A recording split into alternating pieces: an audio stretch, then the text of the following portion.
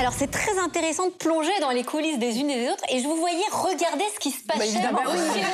C'est très rigolo de voir comment elles font.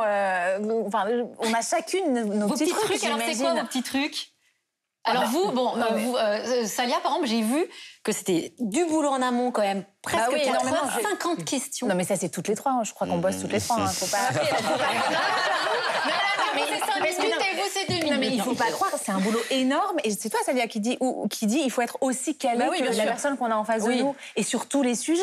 Alors il y a deux écoles, parce qu'il y a ceux qui disent on n'a pas besoin de tout savoir, il faut poser la bonne question et c'est à l'invité de répondre. Et puis ceux qui disent il faut tout savoir pour pouvoir rebondir à l'instant. Oui, moi je pense que c'est la deuxième école qui me correspond. C'est il faut tout savoir pour poser la bonne question et pouvoir relancer si en face de nous on a un ministre ou une personnalité politique qui raconte n'importe quoi.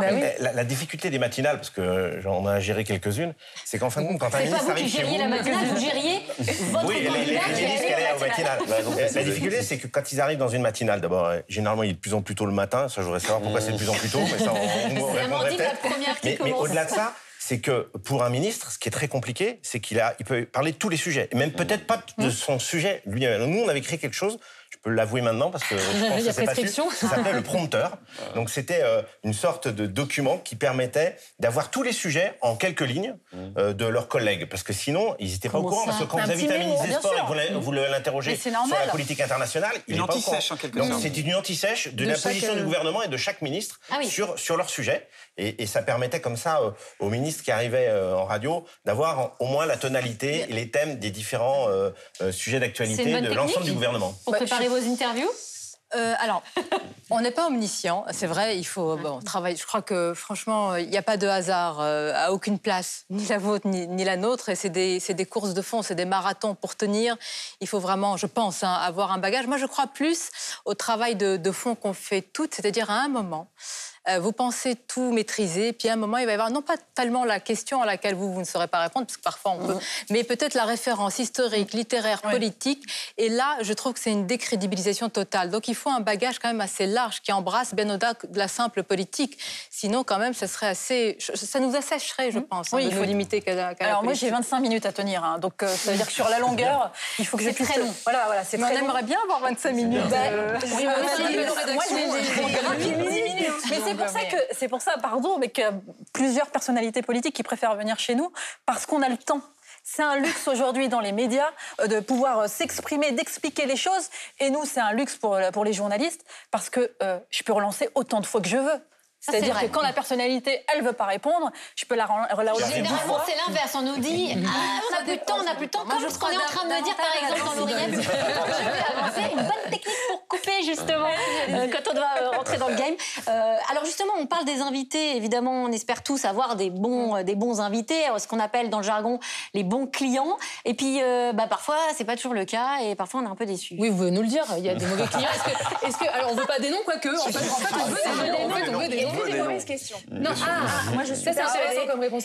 Mais est-ce qu'il y a au moins des personnalités que vous apprenez, vous direz celui-là c'est plus compliqué qu'un autre? Il n'y a pas de mauvais clients. En fait, il faut juste les inviter au bon moment. En fait. Non mais c'est ça. Mais c'est vrai. Après, on va se le dire cash. Il y en a qui sont mauvais dans leur expression, mais on le sait quand on les invite. Mais si on les invite au bon moment, ils ont plus de choses à dire.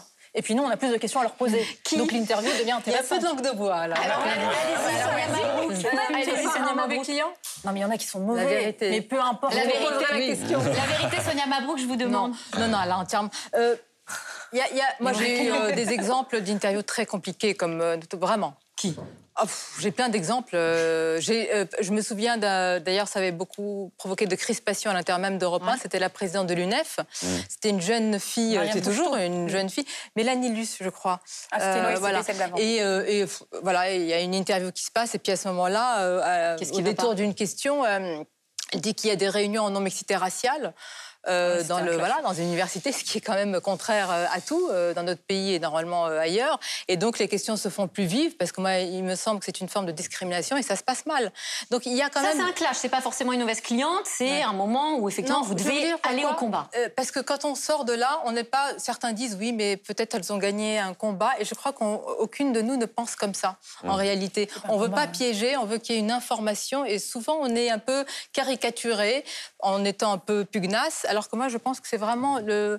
On nous dit qu'on est agressif. Oui, mais on nous dit qu'on est agressif, alors qu'on a une vraie pugnacité. Et ce qui est très compliqué, pardon, c'est de... Il faut être pugnace sans couper la parole. On lui dit, ah oui, mais vous coupez la parole. Sauf que celui qui est en face de nous et qui ne répond pas à la question, il y a un moment, il faut lui signaler, je suis désolée, vous ne répondez pas à la question. Je suis sûre que vous leur avez appris à ne pas répondre à nos questions. C'est pas votre question, mais c'est ma réponse. Est-ce qu'un bon client, il ne se mesure pas au nombre de reprises chez vos confrères? Les fameuses dépêches et les reprises dans les médias. Évidemment, si on part de ce principe-là, vous invitez Bruno Le Maire, il y a une pluie de dépêches dans la seconde. Effectivement. Là, j'aurais pas pensé spontanément. Mais j'aurais pas cité ministre de l'économie, c'est juste très important en période d'inflation. C'est sa position qui est importante. En vrai, c'est effectivement oui, parce qu'il donne des informations, qu'il y a des choses à annoncer. Pardonnez-moi pour Bruno Le Maire, c'est de moins en moins vrai. Aujourd'hui, vous touchez moins le public avec un ministre aujourd'hui, quel qu'il soit, que par exemple avec autre chose. Et c'est pour ça qu'Amandine aussi, et toi-même, je pense, je ne suis pas sûre. Peut-être tu fais moins de... Tu fais toujours autant de politique. Moins de 50% de ministres. Pas de ministres, de politique aujourd'hui. Vous avez ouvert vos thématiques d'interview. À privilégier des témoignages. Et c'est vrai que je vous donne un exemple. Mais pourquoi? Parce que... Vous pensez que la politique, ça intéresse moins? Parce que l'idée, c'était pas de sans arrêt leur faire répondre à la dernière petite phrase d'un tel et d'un tel, et parce que je pense qu'en termes de valeur pour notre auditeur, la première interview que j'ai faite l'année dernière, la saison dernière pour RTL, on a voulu parler du combat des femmes battues, des violences conjugales.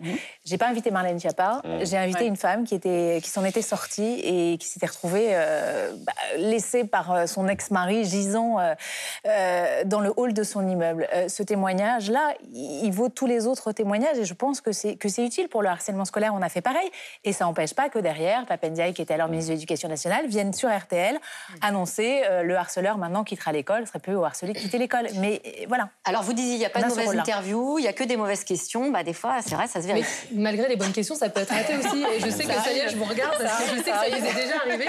Avec Marc Fauvel, à l'époque, vous aviez interviewé Julien Badiou, secrétaire national d'Europe Écologie Les Verts. Et c'est pas celle qui va rester, je pense, dans les annales. C'est pas moi qui le dis, parce que je me permettrai pas ça dire. Mais c'est votre patron de l'époque, Jean-Philippe Baye, qui vous convoque dans son bureau. On regarde un extrait de vos documentaires service public. C'est Fauvel Bracliac contre Julien Bayou. Je vous avoue, je rentrais dans le parking, j'ai fait laissez-le parler et interrogez-le, quoi. C'est une interview. Et donc, du coup, ça fait agressif. Ça fait d'abord deux partis pris. Vous voulez le coincer, vous voulez ceci, vous voulez ça. Laissez-le parler. Posez-lui des questions. Alors, oui, il n'était pas en forme, si j'ai bien compris, lui non plus ce matin. Mais là, c'est un sentiment de waouh. Après, il nous avait agacé dès le début, en fait, avec des trucs faux. Mais bon, t'as raison. Comment est-ce qu'on trouve le juste équilibre? Pas couper la parole, pas laisser dérouler non plus? Comment est-ce qu'on fait? C'est un équilibre difficile à trouver à chaque interview. Il avait raison, là, Jean-Philippe Baye, de nous rappeler à l'ordre. Parce que, alors, nous, la différence avec mes consoeurs, c'est qu'on est deux en plateau. Donc déjà, en supériorité numéraire, ça fait ils sont 2 contre 1. Et donc, on doit veiller à cet équilibre.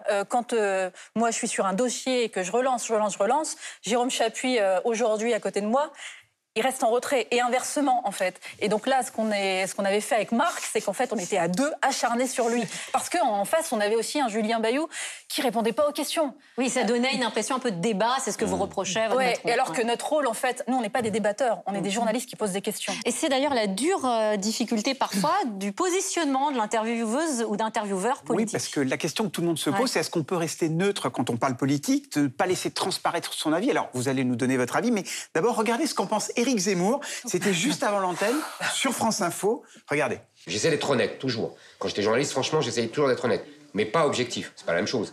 Nous, on essaie d'être neutre, quand même. Mais vous n'êtes pas neutre. Si. Mais non. Si vous le croyez vraiment, vous vous illusionnez. Non, mais sincèrement, je vous le dis gentiment. Moi, je fais gaffe quand je pose mes questions à justement ne pas mettre mon avis, même dans le choix de mots. Ça passe quand même, je peux vous dire. Je peux redire encore ce que j'ai dit. Oui, mais sauf que le choix des questions, la façon, leur formulation, c'est déjà un parti pris. Mais non, mais chez France Info, on fait attention au choix des mots. On l'a dit tout à l'heure pour la guerre, mais on le dit pour toute l'actualité. Moi, quand je pose des questions à mon invité, chaque mot de mes questions sont pesés, en fait. Tous mes mots sont pesés et j'ai le même traitement pour Éric Zemmour comme pour Manuel Bompard ou alors Marine Le Pen. Non, mais on les interviewe de la même façon, très sincèrement. Et je sais que plein de gens fantasment plein de choses, mais voilà, on les interviewe de la même façon. Et la preuve qu'on les interviewe de la même façon, c'est qu'un jour, on vous dit que vous êtes d'extrême droite, le lendemain, on vous dit que vous êtes d'extrême gauche, et le surlendemain... voilà. Sonia, vous êtes d'accord avec cette analyse? Oui, alors avec... peut-être une différence, une complexité. Il m'arrive d'écrire aussi des ouvrages et je ne cache pas mes opinions sur certains combats. Mais j'ai la faiblesse de croire que les combats que je porte, j'ai toujours cru qu'en arrivant en France à l'âge de 17 ans, ils étaient transpartisans. C'est-à-dire, je me suis toujours exprimée sur le terrorisme islamiste qui a frappé les pays du sud de la Méditerranée depuis très longtemps. Et me semble-t-il, il y avait une forme de naïveté en France. Je me suis toujours exprimée sur ce que l'on appelle l'islamo-gauchisme, quitte à être qualifié d'extrême droite. Donc vous assumez quand même vos prises de position. Mais elle me semble aujourd'hui, pardonnez-moi, mais je dis pas du tout que certains étaient en avance et je salue ceux qui l'étaient, mais ça me semble être évident quand même que nous défendions un socle commun, sans être des combattantes, parce qu'il faut pas prendre, j'aime pas ce mot, mais en otage les micros et les chaînes pour lesquelles nous travaillons, évidemment. Allez, pour terminer, on se projette demain. Alors, on vous propose 3 invités possibles et vous nous donnez chacune votre première question. Peut-être on peut prendre la première photo, Benyamin Netanyahou, que vous recevriez, par exemple, Sonia Mabrouk. Alors je commencerai évidemment, parce que là vous me mettez en situation à dire évidemment l'émotion qui est énorme, qui est la nôtre, évidemment par eu égard à ce qui s'est passé pour évidemment les civils israéliens. Mais malgré tout, c'est peut-être pas la première question, mais à un moment je lui demanderai, mais comment est-ce possible que ce pays réputé invincible sur le plan sécuritaire, avec des services secrets aussi puissants, avec toute cette armada, enfin, je veux dire, c'est un monstre au pied d'argile, c'est un géant au pied d'argile. Comment expliquer, non pas une défaillance, que je ne saurais jamais utiliser ce mot, mais comment ça a pu arriver? Parce que je crois que ça interroge tous nos pays.